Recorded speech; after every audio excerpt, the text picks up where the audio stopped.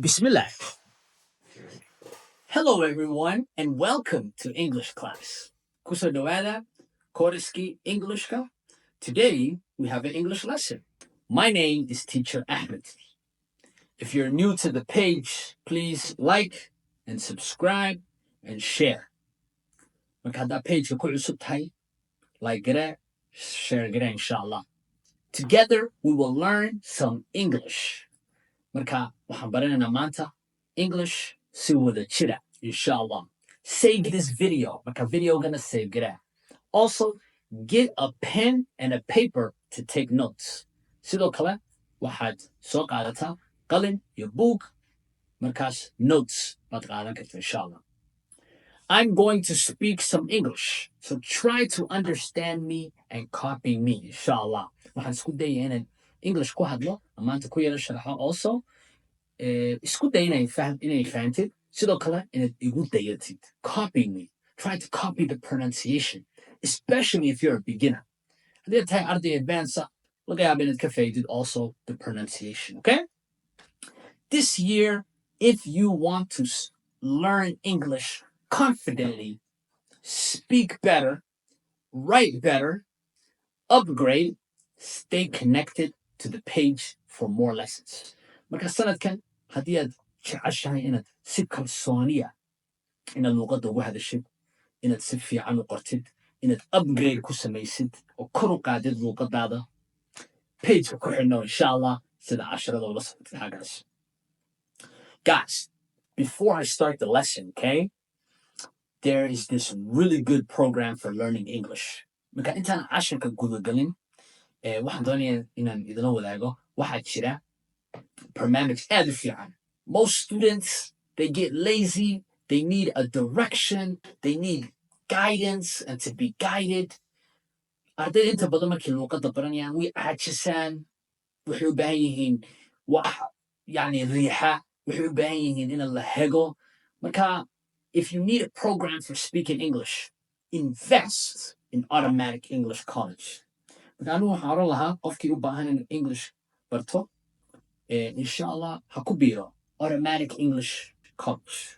Automatic English College. And what we college online now, you college offline now. Okay? Guys, I like Automatic English more than the other colleges and programs because they actually care about your results. And the teachers are amazing. Sababta anigu aan u taageero Automatic English College oo aan u aaminsanahay inuu ka fiican yahay collegeada kale waxa weeyaan macalimiintu waxay danaynayaan waxbarashada ardayga iyo natiijada ardayga. Aad bay ugu fiirsadaan. The teachers are amazing. They're really nice people. When I talk to them, I send all my friends and family members who want to learn English to Automatic English. Markuu qof ii weydiiyo ma ii tilmaami karta college wanaagsan aan luuqadda English ka barto, mar walba waxaan u sheegaa Automatic English ku biir. Macalimiintu, your managementku, your staffku, dadka ka wada shaqeeya waa dad wanaagsan. And they use a really good system that works and holds students accountable. Okay? Waxay ii soo gudbiyaan numberkoodii, waa ka haddii aad rabtid in Automatic English la xiriirtid oo kusoo biirtid collegeka online-ka, information buuxii ku siin karaan. Numberkoodii way ii soo gudbiyaan, waa kan imika xaggaa ku qoran sabuuradda. Inshallah xagga WhatsAppka kala xiriira, codeku waa +1 furuhu. Marka waxaad tirahdaa information baan u baahanahay, macalin Ahmed ayaana soo diray, waxaan rabaa inaan isdiwaan geliyo oo aan bilaabo inshallah. Okay? And good luck inshallah. Ilaahayna kuu fududeeyo. Way. So today, guys, we will practice our listening and understanding skills. Maanta waxaan practice garayn doonaa xirfadaha fahanka iyo dhegaysiga inshallah. The more you understand, the better your speaking will be. Marka haddaad fahankaaga kor u qaadid, speaking-kaaguna kor buu kacaya. Way isku xidhan yihiin. So how will we practice? Maanta casharka sidaan practice garayna? By looking at a conversation between two people. Marka waxaan eegi doonaa conversation ka dhexeeya laba qof. But a close look. Waxaan u eegi doonaa markaa si fiican ayaan u eegi doonaa conversationka. Bar baan eegi doonaa inshallah. Sidoo kale ka English to Englishka way soo dhigi doonaan. Waxaan rajaynayaa teamka Automatic English inay pageka soo dhigi doonaan ka English to Englishka sida conversation koo dhan u daawatid inshallah. Okay? So today's lesson will help you or the goal of today's lesson is to benefit you by learning some new phrases you can use. Number one. Marka maanta casharka waxaa ka faa'iidi doonta erayo amba vocabulary aad isticmaali kartid. Also, how to understand native English speakers, especially when they talk fast. Sidoo kale, sidee loo fahmaa laba qof oo native ah markay hadlayaan waliba si degdeg u hadlayaan. Also, sentence structure. Waxaan eegi doonaa sentence structure iyo habka sentence uu dhisan yahay.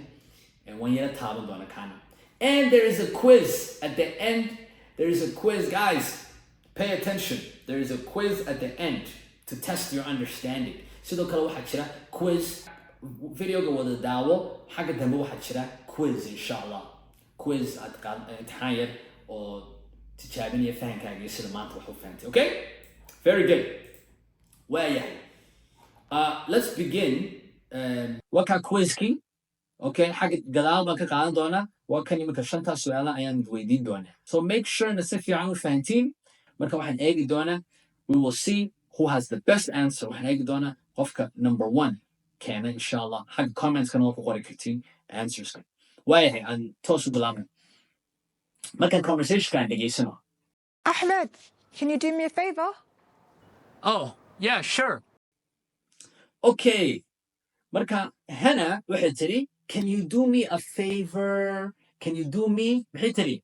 Can you do me a favor? Isku daya marka inaad ku dhawaaqdin haddaad kaligaa joogtid amba haddaad muraayadoo kala haysatid waxaad samayn kartaa muraayadda horteeda istaagi kartaa deetana ku dhawaaq carabkaagana eeg, okay? Can you do me a favor?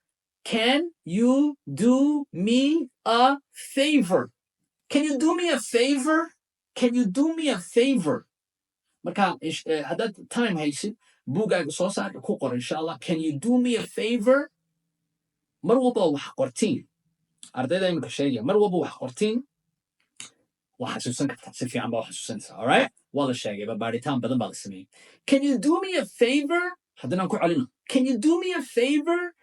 Eri aan u saarno. Can you do me a favor? Can you do me a favor? What does that mean? Can you do me a favor? Maxaa laga wadaa? What does it mean? Can you do me a favor? It means, can you help me? Okay? Can you help me? Now, kelmadda marka waxaa laga wadaa ma ii samayn kartaa axsaan. Marka wuxuu weydiisay Ahmed, wuxuu ku tiri inantaa tiri Hannah tiri ma ii samayn kartaa axsaan, ma ii caawin kartaa, waxbaan kaaga baahanahay. Okay, now spellingkan yara eegno kelmadda favor. Okay, kelmadda favor Ingiriisku waxay u spell gareeyaan FAVOUR. Marka la socda xagga Ingiriiska waa laga yaabaa inaad aragtid kelmaddaas. British English waxay ugu spellinga markay qorayaan waa FAVOUR. Laakiin Maraykanka xagga Maraykanka haddii jeer way ka tagaan U-daas. Marka kelmado badan U-da way ka tagaan. Marka meel ku qorta favor saasay u qoraa Maraykanka. FAVOR. Waayahay, what does favor mean? It means assist. Kelmad oo la mida favor English to English waa assist. Waa waxa weeyaan caawin axsaan in la sameeyo. Okay? Can you do me a favor? Waayahay. What does the word can mean? Kelmadda can maxaa laga wadaa? Can markii sentence-ka laga bilaabo waa codsi. So can waxa weeyaan request. Codsi maxaa lagu yidhaahdaa English? Yaa ii sheegi karaa. Waxa weeyaan request. Request waa maxay? Request waxa weeyaan codsi. Marka haddii sentence-ku ay ka bilaabato kelmadda can waa codsi. Tusaale, can you help me? May caawin kartaa? Can I come? Maan iman karaa? Can I use your phone? Mobilkaaga ma isticmaali karaa? Waa codsi. Sama? Can. All right? Marka idinkuna isku daya inaad codsi sentence oo codsi gudbinaysid inaad soo qortid inshallah. Okay? Isku daya. Any sentence. Test. Try yourself. Aduu isku day. Waayahay. All right? Hadda doonaysid video yara jooji meel ku qoro. Comments ku soo qoro haddaad doonaysid. And then let's keep going. See what no. All right? Great. Good job. Marka, and see what the conversation kan dhegaysano. Muxuu yidhi Ahmed markii Hannah ku tiri, can you do me a favor? Axsaan ma ii samayn kartaa? Ana eegno. Oh, yeah, sure. What's up? Wuxuu yidhi, oh, yeah, sure. Oh, sure waa maxay? Waxa weeyaan, what does sure mean? Sure means okay, no problem. Marka sure waxaa laga wadaa waayahay, waa sax, waa caadi, waan kuu samayn karaa, dhib ma jiro, maxaa u baahan tahay, haye, waayahay. Okay? Haddaba kelmadda sure haddaad u yara fiirsatid, spellingku waa S-U-R-E. waa muhiim in spellingka u fiirsatiin.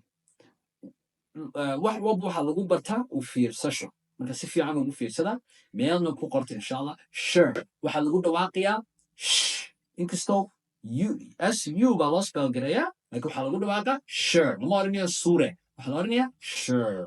marmar guys, englishku sidii u qoran tahay iyo sida loogu dhawaaqo ayaa hee kala duwan. Okay? marmarka qaarkood englishku sidii u qoran tahay iyo sida loogu dhawaaqo way kala duwan yihiin. waaye aan sii wadno. axmed markaan markaa muxuu axmed maxaa kaloo axmed yidhi? wuxuu yidhi what's up. What's up? muxuu ka wadaa what's up? What's up means tell me what's going on. It has a lot of meanings. It also means how are you. But in this context or situation, it means tell me. What's going on? marka what's up buu yidhi axmed.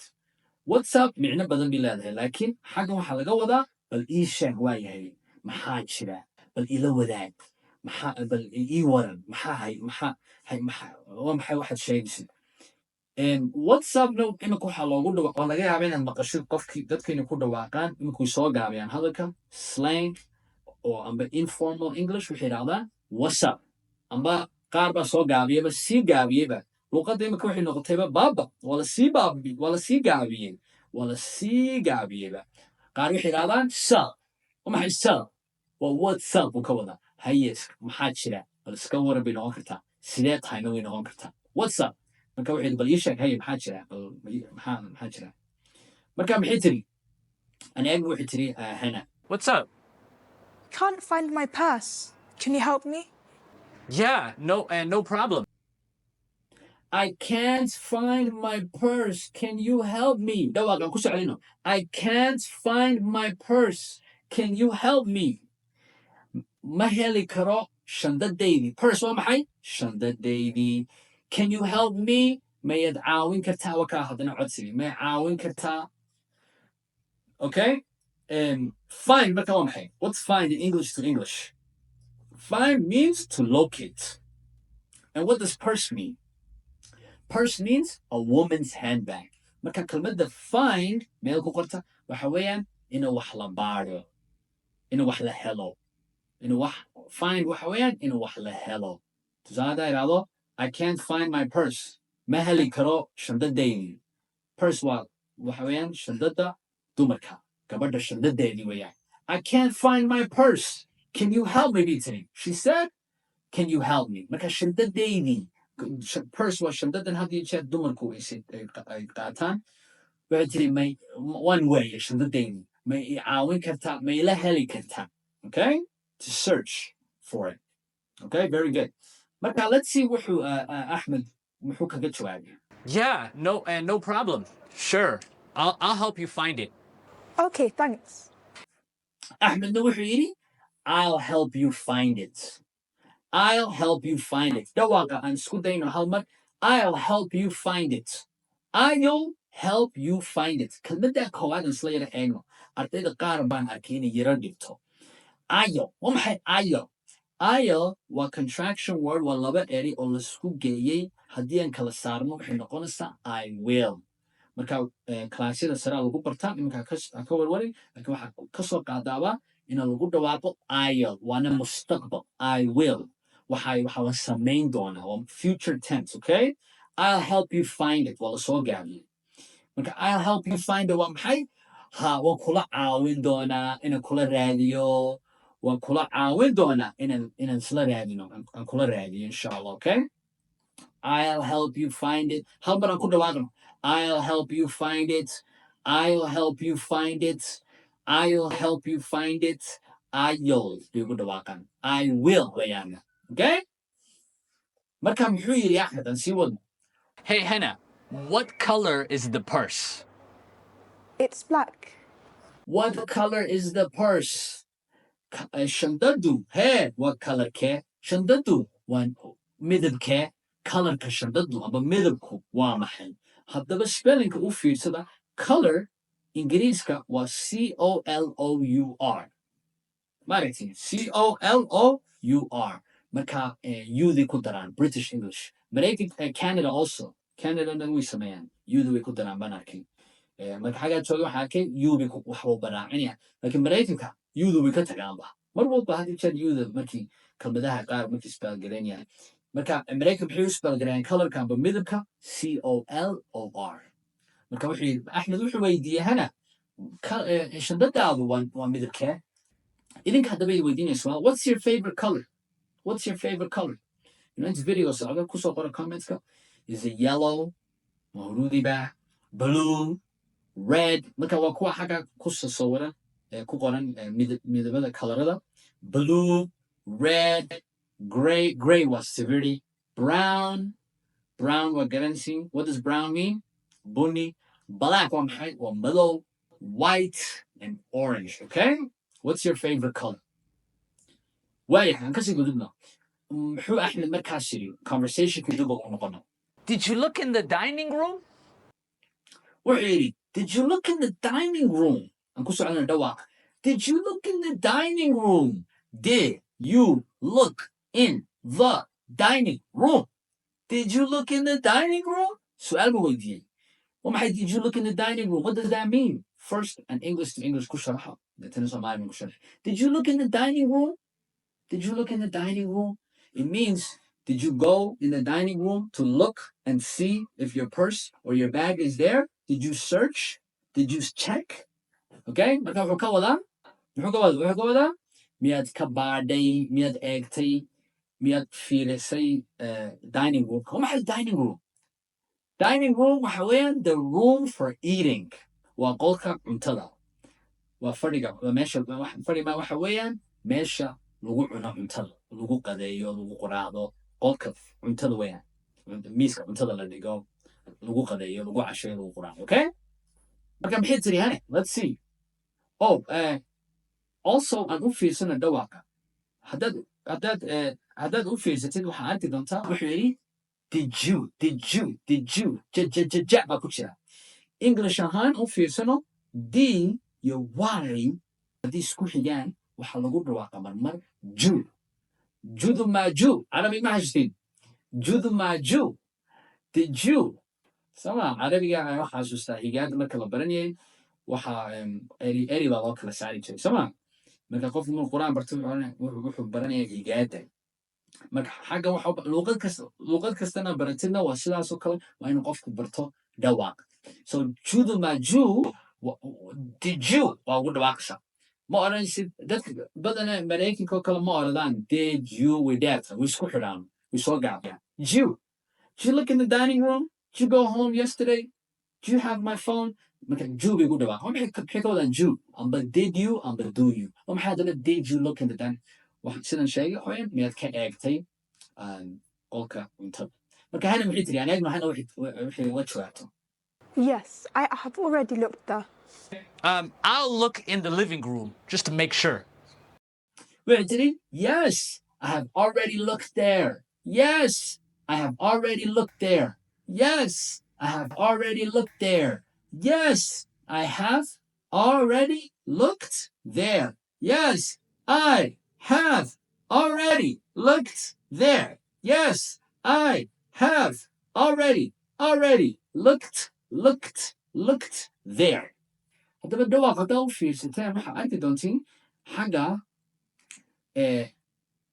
intaana dhawaaqa sharaxin waxaan doonaya inaan halka ka hadlo kelmadda already maxay already waxa weeyaan durba it means the action is finished okay yes I have already looked there means I've already checked it's something I've done in the past okay marka waxay ka wadaa xagga haa waan eegayba horan waan galay qolkaas waan soo eegay waan soo sameeyey waxaas marka already kelmadda already waa waxaad soo qabatay oo soo samaysayba durba already the action is finished haddaba dhawaaqa u fiirsano yes I have already looked haddaad u fiirsatid arday badan baa waxay ugu dhawaaqaan looked maxay ugu dhawaaqaan looked laakiin dhawaaq saxda waa maxay waa looked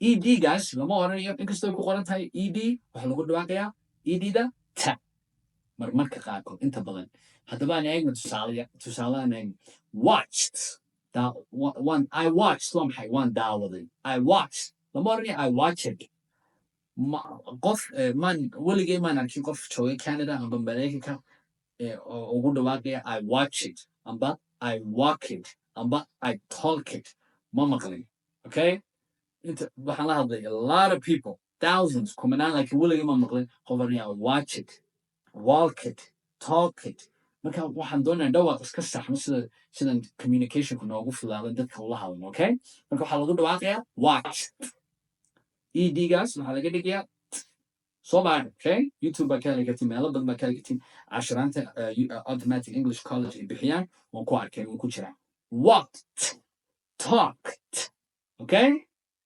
waayahay conversationka aan yara dhammaystirno intaasaan ku yara Ahmed, can joojinaya you do me a favor? maalinta kalaan sharaxi doonaa Oh, inta dambe yeah, sure. What's xagga up? dambena quiz marka conversationka Can't find daawano my purse. quizkana Can you help me?